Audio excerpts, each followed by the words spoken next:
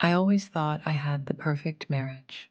8 years together, 2 kids, a cozy suburban home, and a man who told me every single day that he loved me. But that Thursday evening, everything changed. I was leaving my office in Seattle, heading home after a long day. My phone rang. The number was unfamiliar. "Are you Mark's wife?" asked a calm voice on the other end. I said yes, confused. She paused, then whispered, "Well, I am too." My heart sank. I couldn't breathe. I thought it must be a prank. But she sent me photos of her and Mark celebrating Christmas, with kids I didn't know existed. Same man, same smile, same lies. I sat in my car, shaking, staring at the screen. I kept thinking back to the little things I had ignored. The sudden weekend trips, the extra phone he always kept hidden, the late nights at work. How could I have missed it all? They lived just 2 towns over. He had been living a double life for nearly 5 years. Weekdays with me, weekends with her, and I never suspected a thing. I remember walking into our home that night. The lights felt dimmer, the house colder. I confronted him. "How could you do this to us?" I asked, my voice trembling. He looked at me, guilt written all over his face.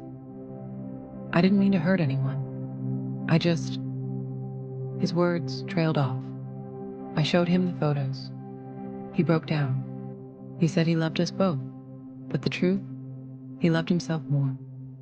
The next few months were a blur. Court hearings, packing boxes, tears I didn't know I had. Nights spent staring at the ceiling, wondering how my life had become this.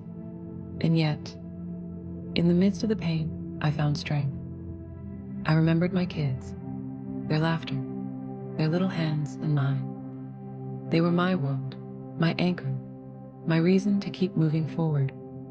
Looking back, I realized something important. Life will throw the unthinkable at you.